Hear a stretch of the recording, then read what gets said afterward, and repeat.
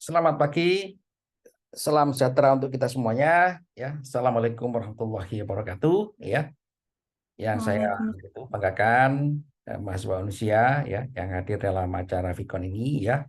Di sini ada Mbak Fatimah ya, apa itu peserta Vicon tunggal ya, Mbak Fatimah ya. Mbak Fatimah di mana ya? Di Medan ini. Kalau lihat namanya. Iya benar Pak, Medan. Wah, oke. Di kota mana Medannya? Di kota Medannya Pak, Oh, kota Medannya. Waduh, di ya. Medan, Medan Tuntungan. Ya, bagus. Oke ya, selamat bergabung ya. Ya, oke, saudara-saudara, apa itu dalam pertemuan kita ini ada dua agenda penting ya yang mau saya bahas ya. Yang pertama adalah kelanjutan materi kita. Yang kedua adalah penjelasan UTS dan UAS ya. Jadi apa itu ini sangat UTS dan tugas, mohon maaf ya. Jadi ini sangat terkait erat ya. Jadi apa itu nanti waktu tugas ya itu Anda nggak kesulitan ya untuk mempersiapkannya ya. Nah, saudara-saudara, materi kita selanjutnya adalah ya kan bagaimana cara kita membaca makalah atau paper dari jurnal itu berstandar nasional ataupun internasional ya. Seperti kita ketahui saudara-saudara, sumber ilmu pengetahuan, sumber kemajuan ilmu pengetahuan itu adalah dihasilkan dari kegiatan penelitian ya. Dan kegiatan penelitian itu ya kan hasilnya ditulis dalam makalah di jurnal ya, baik nasional maupun internasional ya. Jadi jurnal-jurnal ilmiah itu merupakan hasil penelitian ya. Nah, karena itu penelitian kita terus up to date ya dengan perkembangan hasil penelitian di jurnal, maka harus ada cara ya kita bisa memahami atau mendapatkan informasi dari suatu makalah di jurnal seperti itu ya. Karena itu ini saya share kepada Anda ya kan dan saya jelaskan gitu kan materi mengenai how to read a paper ya. Bagaimana cara kita membaca paper yang efektif dan efisien ya sehingga kita bisa mendapatkan informasi-informasi yang kita butuhkan ya kan untuk kita jadikan sebagai referensi dalam melaksanakan penelitian kita sendiri. Saudara-saudara, itu paper itu banyak sekali saat ini ya. Paper itu makalah itu kan merupakan indikasi ya output kegiatan penelitian. Dan semua perguruan tinggi dan juga negara itu diindeks ya kan kinerja penelitiannya kan dari hasil publikasinya ya, ataupun juga dosen seperti saya ini saudara-saudara kan itu diukur kinerjanya kan dengan betul nggak Pak Ucu ini dosen melakukan penelitian ya. Apa indikasi Pak Ucu melakukan penelitian? Tentu harus ada output. Apa outputnya? Publikasi atau juga seminar ya, atau juga karya paten seperti itu ya.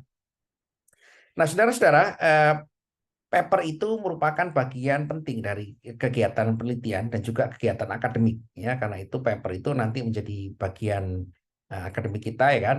Kita kenalkan kepada mahasiswa kan bagaimana cara membuat penelitian yang bagus ya, bagaimana cara memulai ide-ide penelitian ya atau menghasilkan ide-ide penelitian ya yang berlanjut sampai ke kegiatan penelitian ya.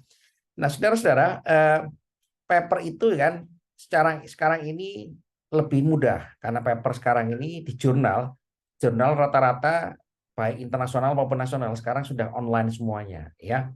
Jadi paper-paper yang mau kita baca itu sekarang ini sudah tersedia secara online ya, baik yang berbayar maupun yang bersifat gratis ya. Nah, jadi kita bisa mendapatkan sumber-sumber informasi mengenai penelitian atau topik-topik up to date dalam penelitian ya kan dari paper ya. Nah, ini ada tiga pendekatan ya, ada tiga pendekatan apa itu bagaimana cara kita membaca paper ya. Ada yang pertama adalah ya kan pembacaan introduction ya, pendahuluan di dalam paper ya. Paper itu selalu memiliki ciri khas, ciri khasnya di dalam introduction ya. Apa mau kita baca ya kan? Yang mau kita baca adalah kan judulnya ya. Judulnya ini harus kita simak betul ya, read title and abstract and introduction ya. Jadi membaca paper ini saudara-saudara pertama adalah membaca judulnya. Apa sih judulnya? Terkait nggak dengan kegiatan penelitian kita? Ini harus kita baca betul ya. Karena judul itu menunjukkan ya kan ciri khas daripada informasi utama yang di-highlight dari suatu kegiatan penelitian. Ya, jadi read title, judulnya. Kemudian adalah abstrak. Ya, abstrak itu harus kita baca. Ya, abstrak itu si penulis ya biasanya menampilkan 3 hal isu utama. Ya, 3 hal isu utama adalah kan fundamental problem, ya, masalah mendasar dalam papernya, ya, metode yang diusulkan, ya, kemudian hasilnya. Ya, 3 hal ini. Ya, abstrak itu adalah namanya juga abstrak ya, abstraksi atau gambaran. Ya, gambaran tentang isi paper secara umum.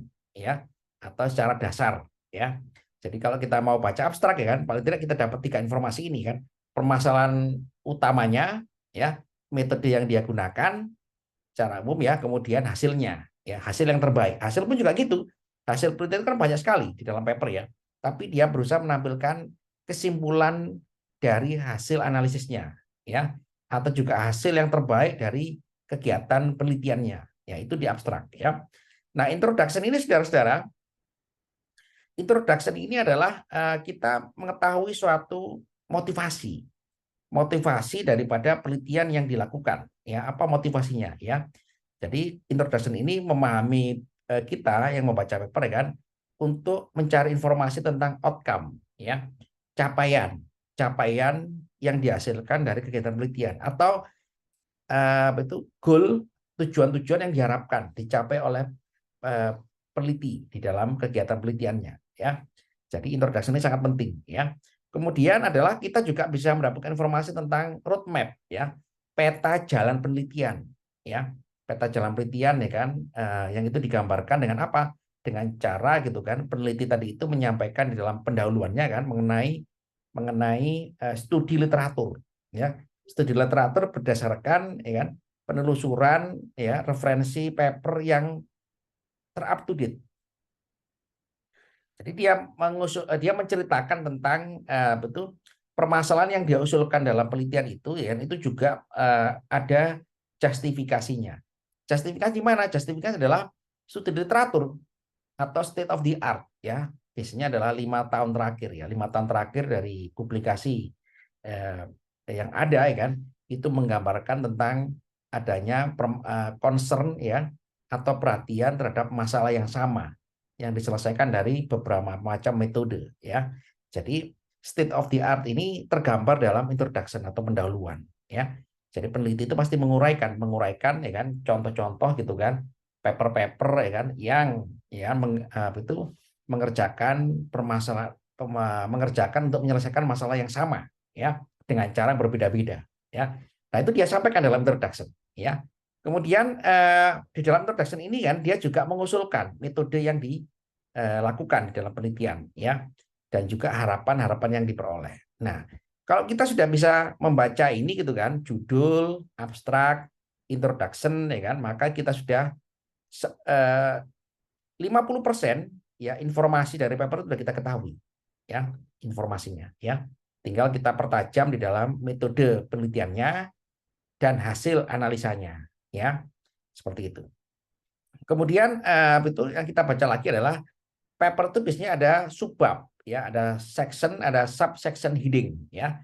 Jadi section and subsection heading ini merupakan itu tambahan dalam paper ya, yang itu menjelaskan tentang itu tentang ya kan tambahan-tambahan yang subjudul yang penting ya yang harus disampaikan dalam paper tadi itu. Nah, ini kita baca juga ya. Jadi ya, itu biasanya informasi-informasi penjelas ya, boleh katakanlah teori yang dia bangun ya, atau juga formulasi yang dia bangun ya, atau juga itu hipotesa yang dia bangun ya, biasanya dilengkapi dalam section atau subsection heading ini ya. Kemudian kita baca kesimpulannya ya, kesimpulannya ini sangat penting. Apa sih kesimpulannya ya kan? Kesimpulannya itu kan menunjukkan secara global ya kan, itu tercapai sesuai dengan tujuan atau tidak tercapai ya, seperti itu ya. Atau juga dia antara tercapai dan tidak tercapai, dia menemukan masalah baru. Nah, nggak apa, penelitian itu saudara-saudara tidak harus selalu menyelesaikan masalah, tapi dia juga mengusulkan penemuan masalah baru ya, supaya nanti itu dilanjutkan dengan penelitian selanjutnya ya. Jadi Kalau kita sudah bisa menggunakan 3 pendekatan ini gitu ya, pendekatan ini gitu kan, artinya ya kan kita sudah mengetahui 100% isi paper atau hasil penelitian ya. Nah, khusus untuk bab 2 ini saudara-saudara, tadi saya sampaikan ya sekilas ya, bahwa langkah kedua ini kita berusaha mendapatkan informasi tentang metode penelitian dan juga analisa ya.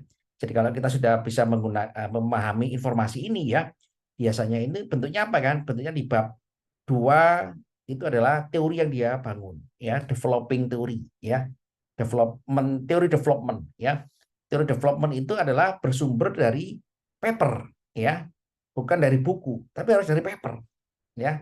Karena paper itu tidak mengulang apa yang di dalam buku ya, tapi dia membangun suatu teori sendiri ya, teori sendiri yang itu berbasis pada penelusuran referensi ilmiah di jurnal atau di makalah ya. Jadi kalau itu kita berhasil ya kan mendesain ya bab 2 ini sebagai teori development ya, maka kita ya kan sudah mengetahui gitu kan apa yang akan dihasilkan dari teori development ini ya. Metode direalisasikan menjadi metode penelitian ya. Di bab 3 biasanya adalah setup eksperimen atau simulation atau juga implementation ya, implementation dari suatu metode penelitian ya. Jadi itu metode penelitian itu kan di dalam secara teknis adalah merupakan cara ya, cara untuk membuktikan suatu teori ya, atau juga boleh dikatakan adalah instrumen ya, instrumen untuk ya kan mendapatkan itu informasi dari permasalahan yang kita cari ya, atau juga penyelesaian masalah ya. Kemudian saudara-saudara, di bab 4 itu adalah ada results and discussion ya. Results and discussion itu adalah penyajian data dan analisisnya. Banyak paper-paper yang ada di saat ini dihasilkan oleh peneliti itu rata-rata dia betul tidak memiliki kedalaman analisa karena betul masalah dua hal ini. Satu adalah penyajian data ya. Yang kedua adalah karena itu penjelasan daripada hasil data itu kan tidak terkait dengan teori yang digunakan. Sehingga apa? Sehingga paper itu sangat dangkal ya. Sebisa mungkin nanti kalau kita membuat paper ya kan itu paper kita itu kan memiliki kedalaman. Unsur kedalaman itu adalah kan data-data yang diperoleh dari penelitian itu kita analisis ya, kita lakukan ya kan cross compare analysis ya. Analisa dengan hasil-hasil metode yang sejenis ya, dibandingkan ya. Caranya gimana ya? Caranya adalah kita tinggal sebutkan ya kan paper sekian ya, paper atas nama ini ya kan, menyebutkan bahwa diperoleh data seperti ini ya, data saya adalah seperti ini. Nah, kita bisa bandingkan cross compare analysis ya, sehingga orang itu melihat gitu kan adanya kemajuan ya. Tentu kita menunjukkan eh, hasil kita bandingkan dengan hasil orang lain itu adalah dalam rangka kita mau show ya, kita mau menunjukkan bahwa hasil kita itu ada improvement ya, ada improvement dari metode yang kita gunakan dalam penelitian ini ya. Sehingga kalau itu kita perdalam lagi dengan analisa, kenapa kok diperoleh hasil lebih bagus? Nah, itu dikaitkan dengan teori yang kita gunakan. Nah, itulah gunanya kita membaca gitu kan bab 2 ya, teori development ya, kemudian bab 3 eksperimen, kemudian results and discussion, data dan analisanya ya. Yang ketiga adalah kita membaca kesimpulannya. Nah, seperti itu ya. Jadi kalau kita sudah bisa membaca dengan 3 langkah ini saudara-saudara, maka kita sudah bisa mendapatkan ya kan isi dari paper itu secara ya hampir 75% ya. Ya, jadi 75% sudah kita dapatkan. Oh, informasi papernya seperti ini ya, bahwa itu dia ternyata berhasil dengan metode yang diusulkan, cuman keberhasilannya sekian persen ya dari body of knowledge yang seharusnya itu dicapai 100% seperti itu ya. Nah, saudara-saudara, akhirnya apa? Akhirnya adalah kalau kita sudah bisa membaca dengan 3 pendekatan tadi itu, kita bisa membuat suatu resume paper tadi itu, ya, bahwa kan kategori, ya, bahwa kategori paper yang kita baca itu adalah dia merupakan itu pengukuran, ya, atau statistik, ya, pengukuran secara statistik, ya. Nah, kemudian ataukah analisa ya dari sistem yang ada, ataukah deskripsi dari suatu prototipe atau suatu proses kerja atau suatu rancangan ya, rancangan sistem ya. Jadi kategori-kategori ini bisa kita buat. Oh, paper ini kan ternyata dia eksperimen ya. Dia eksperimen secara laboratorium ya kan. Dia eksperimen pada lapangan dengan data statistik ya, pengolahan secara statistik ya. Ataukah dia hanya ya kan analisa dari satu sistem ya, ataukah dia deskripsi daripada prototipe ya, itu adalah kategorinya ya. Konteksnya adalah ya kan, apakah yang kedua adalah konteksnya, apakah konteksnya itu adalah itu berbasis teori. Nah, tadi saya sebutkan ya kan, paper yang bagus itu harus bisa mendevelop teori sendiri ya, teori sendiri itu berbasis kepada teori-teori yang ada tentunya ya. Jadi kalau paper itu tidak bisa membangun teori yang ada dengan teori-teori yang ada kan, maka paper tadi itu akhirnya nanti memiliki kedangkalan dalam analisanya ya. Sebisa mungkin ya kan, paper itu konteksnya itu adalah menggunakan teori-teori yang ada dan kita development ya, kita developing ya menjadi teori yang itu kita usulkan dalam paper tadi itu ya. Sehingga apa? Sehingga uh, ini ya, theoretical basis we use to analyze the problem ya. Jadi basis teori ya yang ada ya kan digunakan untuk menganalisa permasalahan ya. Ini yang paling penting ya. Jadi kalau paper itu kan dia tidak bisa melakukan analisa dengan teori yang ada gitu kan, maka paper tadi itu konteksnya lepas ya, lepas dari konteks. Jadi harus memiliki konteks ya. Paper itu artinya penelitian itu memiliki kontekstualnya ya. Jadi terkait dengan fakta yang ada seperti itu ya. Ketiga adalah correctness ya, betul, kebenaran ya, ketepatan ya, ketepatan ya. Apakah asumsi yang digunakan atau dimunculkan dalam paper itu valid ya. Jadi asumsi ini kalau seperti kita ketahui saudara-saudara, penelitian itu tidak mungkin bisa ideal karena penelitian itu biasanya dilakukan di laboratorium ya, menggunakan data-data sampel secara statistik ya. Kemudian juga menggunakan pendekatan-pendekatan. Nah, artinya penelitian itu adalah melakukan miniaturisasi dari cara kerja satu sistem ya. Sebagai contoh adalah Anda melakukan penelitian gitu kan mengenai itu membuat satu sistem pakar ya kan untuk meramal cuaca ya. Seperti kita ketahui saudara-saudara, cuaca itu kan secara fisik ya kan eh, itu itu adalah hal yang sangat sulit untuk dimodelkan ya, untuk dimodelkan secara teori ya. Jadi teori-teori yang ada ini hanya menggambarkan teori-teori bekerja secara umum ya, tapi kalau sudah itu mau kita realisasikan menjadi suatu penelitian ya kan, tentu harus ada asumsi atau pendekatan ya. Bagaimana kita membuat satu sistem yang mampu meramal cuaca ya kan dengan pendekatan-pendekatan teori yang ada, dengan asumsi-asumsi yang kita gunakan. Nah, asumsi itu adalah bisa jadi adalah pembatasan ya, pembatasan daripada cara kerja satu sistem. Nah, akhirnya apa kan? Akhirnya metode yang kita gunakan akhirnya tidak memiliki akurasi yang tinggi. Kenapa? Karena metode yang kita gunakan ini gitu kan terbatasi oleh asumsi-asumsi dan pendekatan-pendekatan tadi itu. Sehingga apa kan? Sehingga hasilnya pun juga tidak akurat betul sesuai dengan gambaran cara kerja proses sistem secara alamiah. Nah, itu nggak apa-apa ya kan.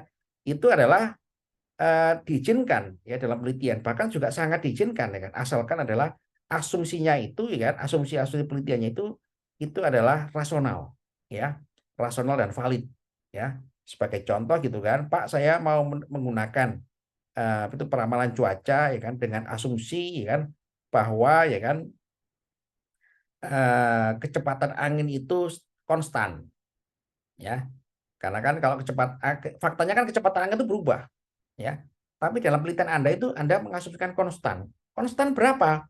Konstan sekian meter per detik. Nah, gitu ya. Sehingga asumsi-asumsi tadi itu sudah diizinkan ya. Diizinkan ya kan selama itu adalah terkait dengan metode penelitian ya. Tidak berusaha mempersempit penelitian itu sendiri gitu kan.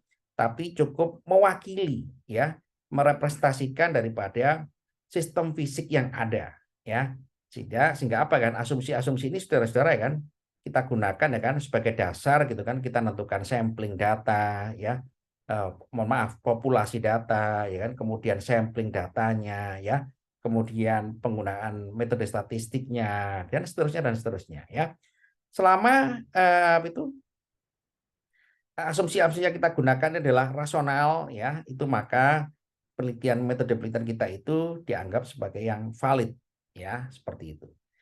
Keempat adalah kontribusi. Paper itu memang ditulis oleh peneliti, kan, tujuan adalah untuk menghasilkan kontribusi, ya, gagasan, ya, menghasilkan satu gagasan untuk menyelesaikan suatu masalah. Nah, itu kontribusinya harus jelas, ya, kontribusinya, kan. Orang melakukan penelitian itu harus punya sumbangsih, ya. Kontribusi itu bahasa kita adalah sumbangsih, ya. Sumbangsih apa? Gagasan. Sumbangsih apa? Inovasi. Sumbangsih apa? Sumbangsih dalam cara kita menyelesaikan suatu masalah menurut pendekatan yang kita usulkan atau metode penelitian yang kita usulkan. Ya, inilah kontribusinya, ya. Terakhir adalah clarity, ya, kejelasan, ya. Kejelasan daripada paper itu ditulis seperti itu, ya. Ada pertanyaan, saudara? Silakan. Halo, silakan. Ada pertanyaan? Izin bertanya, Pak. Ya, silakan. Kalau tadi yang kontribusi itu contohnya gimana, Pak? Ya, kontribusi ini, saudara-saudara, contohnya adalah, ya kan, gagasan untuk menyelesaikan masalah, ya kan, itu berhasil dicapai, ya. Jadi kontribusi itu adalah, kan, ternyata metode yang diusulkan di dalam penelitian terbukti bisa menyelesaikan masalah. Nah, itulah yang disebut sebagai kontribusi, ya. Oke. Ya, jadi nanti kalau misalkan Anda membuat penelitian yang untuk tugas akhir, ya kan, Anda harus bisa mencapai kontribusi, ya, di level contribution, ya, bahwa betul nggak, ya, metode yang Anda gunakan itu, gitu kan, bisa terbukti menyelesaikan masalah. Nah, gitu, ya. Jadi kan nggak mungkin, ya, orang melakukan penelitian itu tidak berusaha menyelesaikan masalah. Tapi kalau dengan metode yang diusulkan dia berhasil menyelesaikan masalah, berarti Anda sudah di level kontributor, ya, atau contribution. Nah, begitu, ya. Bagus pertanyaannya, silakan. Kelihatan, saudara? Kelihatan? Kelihatan, Pak. Oke. Ini adalah publikasi paper saya yang terbaru, ya, di bulan April kemarin, ya, yang diterima di jurnal internasional, ya. Nah, ini adalah contoh, gitu kan. Nah, contoh daripada bagaimana kita membaca paper yang benar, ya, dengan 3 pendekatan tadi itu, ya. Nah, ini adalah di jurnal internasional, gitu kan, terindeks Scopus, ya. Ya, jurnal adalah International Journal Electronic and Telecommunication, ya. Nah, paper saya di sini, ya. Nanti saya share kepada Anda, ya. Nah, ini paper saya, ya, yang barusan terbit, ya. Dan juga alhamdulillah tahun ini saya memiliki 2 paper yang terbit di jurnal internasional, ya, bersama peneliti-peneliti dari luar negeri, ya, dan juga peneliti-peneliti dalam negeri. Kalau yang ini dengan peneliti-peneliti dalam negeri, ya, dari rekan-rekan saya di perguruan tinggi di tempat lain, ya. Kelihatan papernya? Kelihatan, Pak. Oke, Kelihatan, judulnya, Pak. ya. Ya, judulnya. Oke, bentar.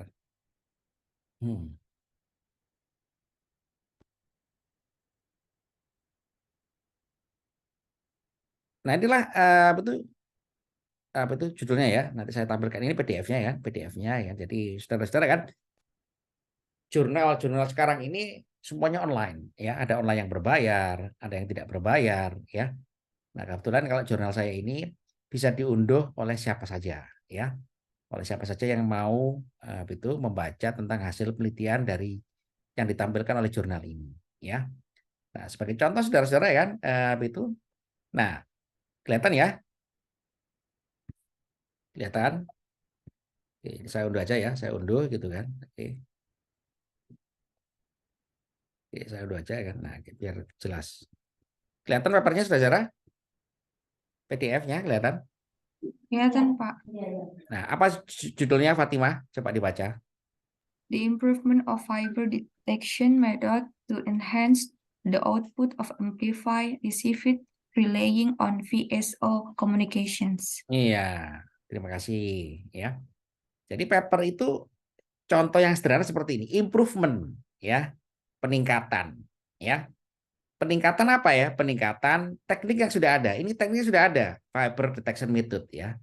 Sudah ada tekniknya, tapi mau kita tingkatkan. Ya, jadi judul paper kita ini adalah ya kita mengusulkan peningkatan ini ya, perbaikan daripada fiber detection ya. Untuk apa? Untuk ya apa itu? Untuk ya kan meningkatkan performansi luaran daripada amplify receive ya relaying ya. Di dalam apa? Di dalam FSO communication. Nah, seperti itu ya. Jadi judulnya udah jelas ya, judul yang kita buat itu udah sangat jelas sekali ya. Jadi abstrak. Abstrak itu apa? Ya kan? Yang berusaha kita dapatkan informasi, permasalahan mendasar. Nah, permasalahan mendasar sampaikan di sini. Ya, ini ya. Ya, permasalahan mendasar adalah pada studi kasusnya ya. Studi kasusnya adalah ya kan itu penguat sinyal ya, penguat sinyal dalam konfigurasi AF relaying ya kan memiliki permasalahan mendasar. Ya, ini ya. Has a major drawbacks ya, gini ya. Punya permasalahan ya di dalam deteksi sinyal input. Nah, ini jadi permasalahan utamanya di sini ya. Ya, permasalahannya adalah yang saya munculkan adalah adanya permasalahan deteksi sinyal input ya di dalam ya kan penguat sinyal ya dalam bentuk konfigurasi amplifier receive relaying. Nah, gitu ya. Kenapa kok itu jadi masalah? Ya, karena dia menggunakan fiber detection ya. Fiber detection ini yang menerima sinyal input ya kan itu memiliki masalah ya. Nah, apa yang saya usulkan? Yang saya usulkan adalah penggunaan optical spatial filter OSF ya. Optical spatial filter ya kan digunakan ya kan untuk ya menyelesaikan masalah ya. Menyelesaikan masalah deteksi sinyal input di mana? Di fiber detection tadi itu. Nah, oke ya. Jadi itu ini udah clear ya dalam abstrak. Apa novelty-nya? Novelty yang kita usulkan ya. Penelitian itu meminta adanya keterbaruan atau novelty ya. Keterbaruan ya kan. Novelty proposed in this work ya kan adalah the improvement ya. Ya. FD method, fiber detection method ya. Di mana FD method ini kita integrasikan dengan OSF ya, optical spatial filter ya. Ya, sebagai integrasi kan cone reflector ya, pinhole and multimode fiber ya. Jadi ada 3 integrasi device ya, bahkan juga 4 ini ya. Ada cone reflector, ada pinhole, ada multimode fiber dan optical amplifier. Jadi satu ya. Jadi satu terintegrasi kan membentuk konfigurasi sebagai filter sinyal input. Nah, sudah ya clear di sini ya. Jadi metode yang kita usulkan di sini dalam paper ini adalah metode perbaikan fiber detection supaya inputnya lebih bagus ya dideteksi ya. Maka diusulkan teknik ya kan optical spatial filter ya. Yang optical spatial filter ini terdiri dari cone reflector, pinhole, and multimode fiber ya. Jadi itu kalau saya jelaskan secara detail pasti Anda nggak paham ya, tapi ini secara global aja ya.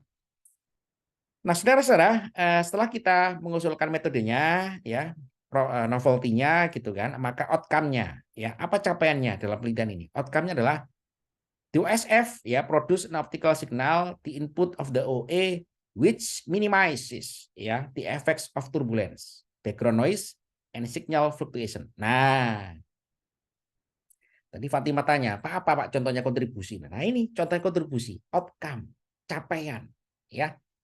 Bukan hanya sekedar capaian, tapi capaian signifikan, ya, capaian yang sangat penting yang itu terbukti menyelesaikan masalah.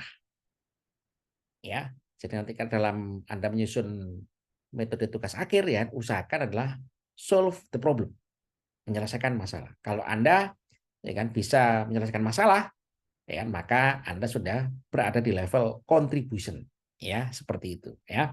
Karena itu nanti masalah itu kan kemarin sudah saya bahas ya. Masalah itu yang gampang aja untuk diselesaikan. Yang itu adalah masalah itu merupakan itu isu-isu yang ada di dalam topik-topik penelitian yang kita kerjakan, ya.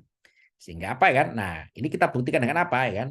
Nah, ini ya. Ini adalah bukti-buktinya semua ya. Ya. Nah, ini ya. Through this implementation the performance of FSO kan optical relaying ya kan can be significantly improved. Apa yang mau capai kan performansi daripada sinyal FSO ini semakin meningkat seperti itu ya. Nah, oke. Ini introduction ya yang tadi saya bahas ya, introduction-nya kan. Introduction itu adalah state of the art ya. Jadi ini adalah bab 1, ini saya membahas state of the art ya kan, apa itu keunggulan FSO, potensi FSO ya kan. Ya, dan apa itu kenapa kok FSO ini sangat penting ya bagi di dalam dunia telekomunikasi dan network ya dan jaringan ya. Apa itu kemudian apa permasalahannya ya, permasalahannya kita giring ya, kita menggiring pembaca ya, pembaca itu kita giring gitu kan untuk mengenali potensi FSO dulu, karena saya bekerja di wilayah FSO ini ya. FSO itu apa yang sangat signifikan ya kan, saya hanya berusaha menyelesaikan masalah jangkauan FSO ya, supaya semakin menambah sekian kilometer ya, karena gelombang elektromagnetik itu merambat di dalam di daratan, di terestrial ya, atau juga di luar angkasa ya kan, pasti ada permasalahan keterbatasan jangkauan. Nah, keterbatasan jangkauan ini rata-rata ya kan ada masalah dalam penerimaan sinyal. Nah, supaya sinyalnya bagus, maka sinyal itu perlu difilter ya, perlu difilter. Nah, oke ya.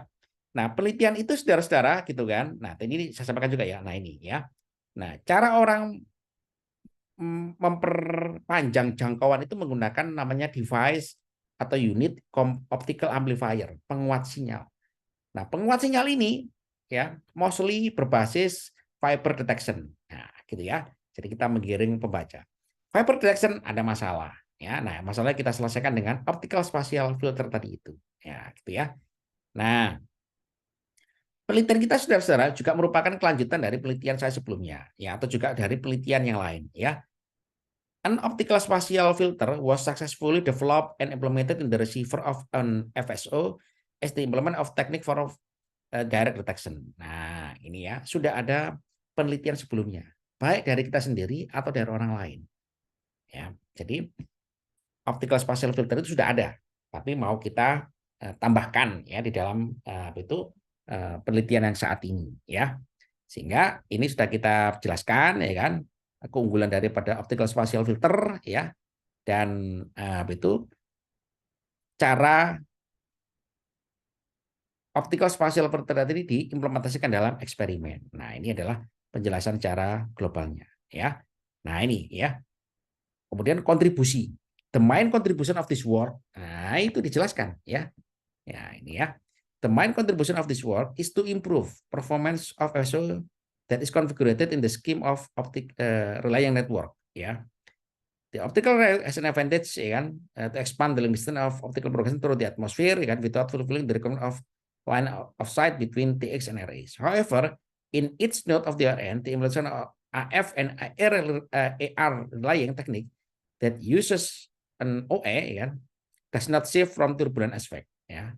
For this reason ya kan, nah ini gitu kan, broken link is the major problem in the RN where each has high probability to be induced by atmospheric turbulence in random fashion. Nah, gitu ya. Jadi kita munculkan isu krusial ya.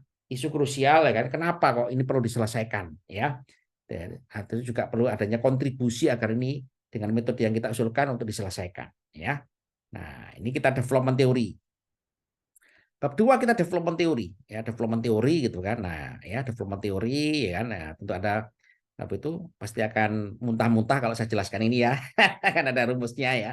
Kita jelas, kita bikin model ya teorinya. Teori ini adalah sebagai model kita ya, model kita untuk gitu kan membuktikan bahwa metode yang kita usulkan kita itu berbasis pada pendekatan teori. Nah, pendekatan teori kita jelaskan di bab 2 ini ya. Pendekatan teorinya ya kan, atau juga statistiknya ya kalau Anda ya, atau juga gambaran implementasi dalam rancangan informasi sistem informasi ya. Kurang lebih sama ya. Nah, ini kan teori-teori kita develop ya. Teori ini dari mana Pak Ucu? Pak Ucu ngarang sendiri ya. Teori ini kita baca, kita formulasikan sendiri ya. Nah, ini ya, inilah gambar 2 ini merupakan original ya kan, teori yang kita develop sendiri ya. Nah, ukurannya apa? Ukurannya adalah ini parameter adalah SNR ini, signal to noise ratio, dan juga bit error rate. Nah, ya. Kemudian setup of eksperimen. Nah, ini eksperimennya ya yang saya lakukan di laboratorium, kelihatan ya. Nah, ini ya. Kemudian itu cara pembuktiannya ya kan, kemudian results and discussion ya. Data-data yang kita peroleh. Nah, data-data yang kita peroleh ini saudara-saudara ya kan, merupakan data-data hasil eksperimen ya dari pembuktian teori ya. Nah, kita buktikan ya skenario-skenario yang kita buat, bahwa kita kepingin membuktikan bahwa OSF ya kan, optical spatial filter ya itu ternyata berhasil meningkatkan performansi output daripada free space optical communication. Nah, ini kita buktikan dengan apa? Nah, ini ya, dengan sinyal input, sinyal outputnya itu mana ini? Ya, ini sinyal input ya, dan kita bandingkan sinyal input dan sinyal output ya. Kita bandingkan. Improve very well ya. Kemudian itu SNR ya, signal to noise ratio sebagai ukuran. Nah, meningkat. SR-nya meningkat sehingga bit error-nya semakin kecil ya, bit error-nya semakin kecil. Kita gabungkan jadi satu grafiknya ya. Anda bisa saudara-saudara bikin dua grafik jadi satu dalam satu grafik. Halo. Belum, Pak. Nah, nanti latihan ya, latihan menyajikan data ya. Orang menyajikan data kan rata-rata itu single ya, X sama Y. Nah, kalau saya itu double, XY sebelah kiri dan XY sebelah kanan jadi satu ya. Itu merupakan teknik penyajian data ya, yang memudahkan orang dalam memahami hasil penelitian. Itu juga merupakan salah satu indikasi kan kalau kita ahli gitu kan. Kalau kita semakin bagus ya kan, maka kita semakin bisa menyajikan data itu semakin simple, semakin gampang untuk mudah dibaca ya kan.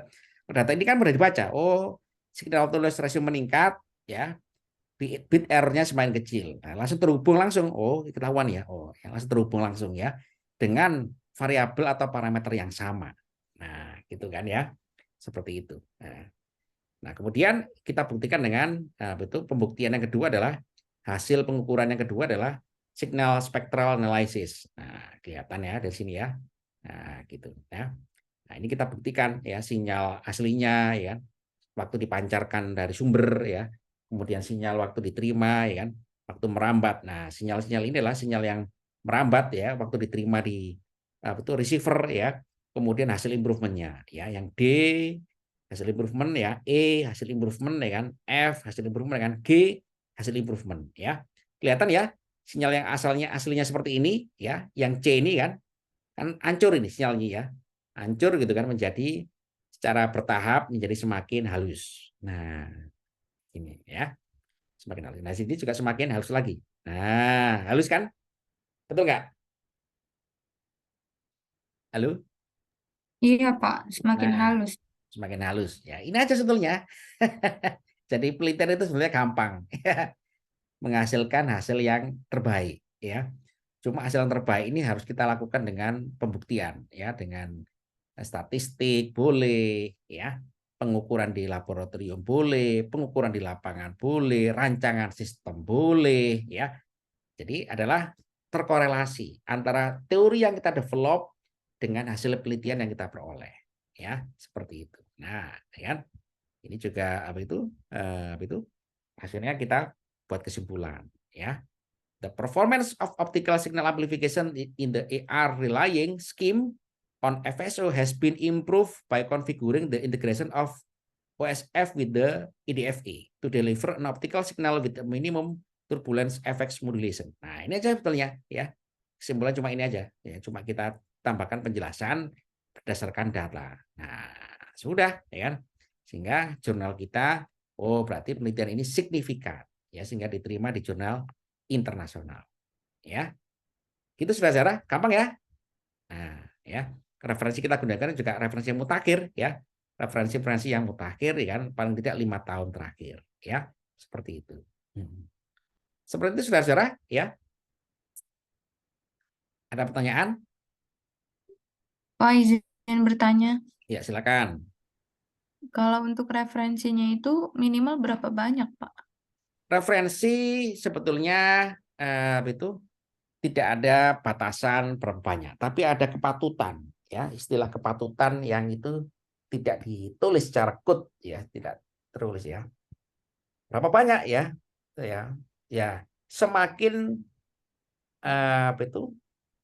kita menyajikan referensi itu semakin mutakhir, semakin orang itu paham bahwa ini memang masalah krusial. Intinya gitu.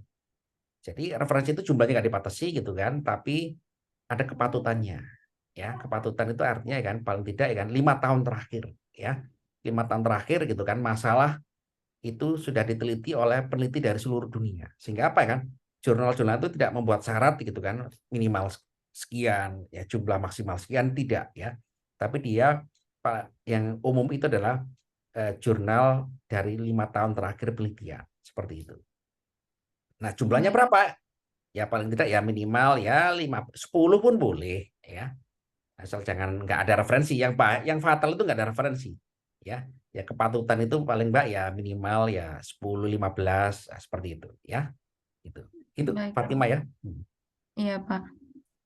Ini salah satu contoh dari jurnal saya ya bersama dengan peneliti dari 7 negara ya. Kelihatan ya. Hmm, kelihatan, Pak.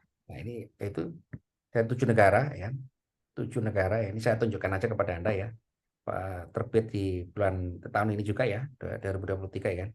Itu melibatkan dari 7 negara ya, dari Inggris, dari India, dari Amerika, dari Kanada ya. Itu membuat satu Masya teori, Allah. teori bersama-sama ya. Teori bersama. Nah, ini saya cantumkan di sini Siber Asia ya, Hmm, bahwa Unsia ini walaupun usianya muda kan, tapi penelitinya sudah go internasional gitu ya. Masya Allah. Coba Anda cek ya kan, berapa jumlah halamannya ini? Berapa halaman ini? Ini saya download ya, download gitu Iya, kan. Pak. Download PDF. Ya nanti Anda berapa halaman paper ini. Kalau tadi kan paper saya yang pertama itu cuma 9 halaman ya. Coba Anda lihat ini gabungan dari 7 negara ya kan, dikerjakan selama 3 tahun. Tidak pernah ketemu. Saya dengan teman-teman saya ini nggak pernah ketemu ya, nggak pernah ketemu, hanya email-emailan aja ya. Berapa halaman? Kelihatan Fatimah? 97. Nah, 97 halaman. 3 tahun. Ditolak. Masya Allah. Ini juga sering ditolak oleh jurnal-jurnal ya kan, karena itu ya banyak sekali kesalahannya di awal-awal ya. Coba Anda cek ya, berapa referensinya ini terakhir? Hmm, Berapa? 105. Ya, 505. Gitu ya. Aduh, Ya, aduh meletup-letup kepala saya nanti, Pak. ya. Ya nggak apa-apa ya, namanya juga latihan ya, karena kalau saya dosen ya kan memang harus wajib ya membuat ini. Kalau untuk mahasiswa ya latihan dulu ya. Kalau untuk ada di level mahasiswa latihan dulu ya. Saya dulu waktu S1 juga dipaksa oleh dosen saya ya, oleh profesor saya dipaksa kan untuk conference di Amerika ya. Saya dipanggil profesor saya gitu kan di ITS ya, di ITS Surabaya sana ya. Cuk, kamu ikut konferensi ke Amerika. Jadi saya S1 itu sudah ditugaskan ke Amerika, saudara-saudara. Alhamdulillah. Masya Allah. Ya, Keren apa satu banget, ya. Pak. Keren banget. Ya, saya nggak pinter-pinter amat ya, karena saya dulu kan aktivis ya. Jadi saya di TO oleh dosen-dosen ya kan, di TO oleh dosen-dosen ya kan, supaya coba itu di DO atau diusir. Makanya dikasih tugas berat ya. Alhamdulillah ya berkat rahmat Allah Subhanahu wa taala kan akhirnya saya ya bisa penuhi tugas itu ya. Seperti itu. Oke, saudara-saudara, itu nanti tugasnya dan UTS-nya adalah Anda nanti membuat satu konsep ya, proposal penelitian ya. Proposal penelitian itu nanti akan saya uraikan ya, jelaskan, kemudian nanti akan Anda buat dan jelaskan dengan di channel YouTube. Ya, Anda semua harus bikin channel YouTube menjelaskan tentang tugas dan UTS-nya ya.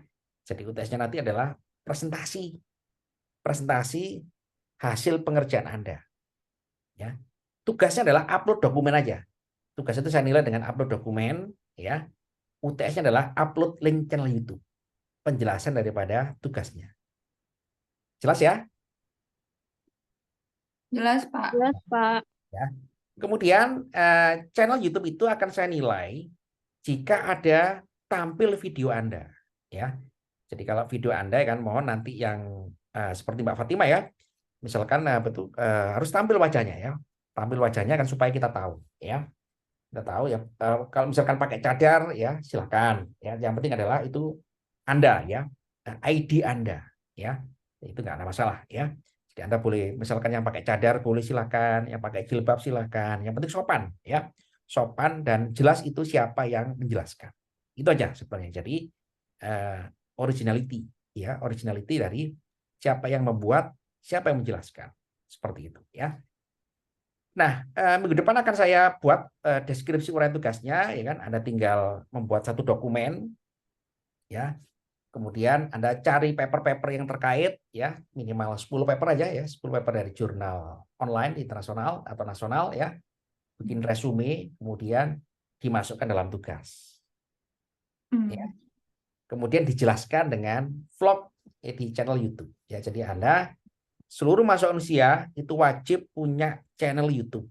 Ya, siapa tahu nanti Mbak Fatimah ini terkenal, ya terkenal menyajikan suatu teori, akhirnya viral, ya mengalahkan artis ibu kota, gitu ya, Iya, ya, Pak. kan dapat rezeki, nah gitu ya. Nah, Mm-mm. oke, ada pertanyaan saudara-saudara? Jurnalnya minimal berapa, Pak? 10. 5 aja lah ya, supaya nggak banyak-banyak ya. Iya. Latihan dulu 5 dulu aja, ya. Itu wajib yang internasional, Pak. Atau boleh. Nasional boleh, nasional boleh, internasional boleh. Yang penting topiknya adalah related, ya, related dan Hmm. mutakhir. Relate. Jadi kalau referensi itu akan kita gunakan karena 2 faktor aja, terkait dan mutakhir. Mutakhir itu ya 5 tahun terakhir, ya, seperti itu, Mm-mm. ya. Berarti harus satu tema ya, Pak? Satu tema gitu. Ya, Harus sama gitu. satu tema aja, ya. Oke. Baik, Pak, Pak. ini ada Fitri Aulia, ya. Saya menjadi YouTuber, Pak. Ya, bukan YouTuber ya. Istilahnya apa ya? Kalau YouTuber itu kan lebih menghibur ya, tapi kalau ini kan kita untuk edukasi. Jadi Anda mengedukasi, ya. Anda berusaha pelatihan mengedukasi, ya, seperti itu. Hmm. Baik, Pak. Oke, oke, saudara-saudara, ya. Insya Allah kita lanjutkan dengan minggu depan nggak ada Vicon ya. Minggu depan sudah deskripsi tugas, ya, dan melaksanakan tugas dan presentation, ya. Jadi nanti tugasnya itu hanya mengupload dokumen aja. Tugasnya itu hanya mengerjakan dalam bentuk upload dokumen tugasnya, kemudian YouTube-nya itu diunggah di forum UTS. Ya, jadi simpel ya. Jadi saya tidak lagi menerima dalam bentuk uraian, jawaban dalam bentuk uraian, tapi dalam bentuk penjelasan. Ya, Anda akhirnya latihan menjelaskan, Anda syuting, ya, syuting pakai HP, gitu kan ya, pakai laptop boleh, gitu kan. Yang penting adalah Anda latihan mensyuting Anda sendiri, ya. Jadi nggak apa-apa, gitu kan. Anda kan HP Anda kan bagus-bagus semua. Nggak ada sekarang, zaman sekarang itu HP-HP yang jelek ya. Semua HP-nya bagus-bagus, ya. Nah, gunakan untuk, ya kan, latihan, gitu kan, menunjukkan kemampuan Anda seperti itu, ya. Gitu. Oke. Oke, saudara-saudara, kita akhiri cukup sekian dulu, ya. Terima kasih atas kehadirannya, ya. Dan itu selamat berakhir pekan, ya. Siapkan waktu dan materi Anda, ya kan. Topik-topik yang nanti akan Anda pilih untuk menjadi satu draft, ya. Draft betul proposal penelitian, ya. Nanti akan saya buat betul template-nya, Anda tinggal ngisi saja, ya, template-nya, ya. Gitu. Ya, oke, nanti saya share ya di LMS ya, Fatima ya.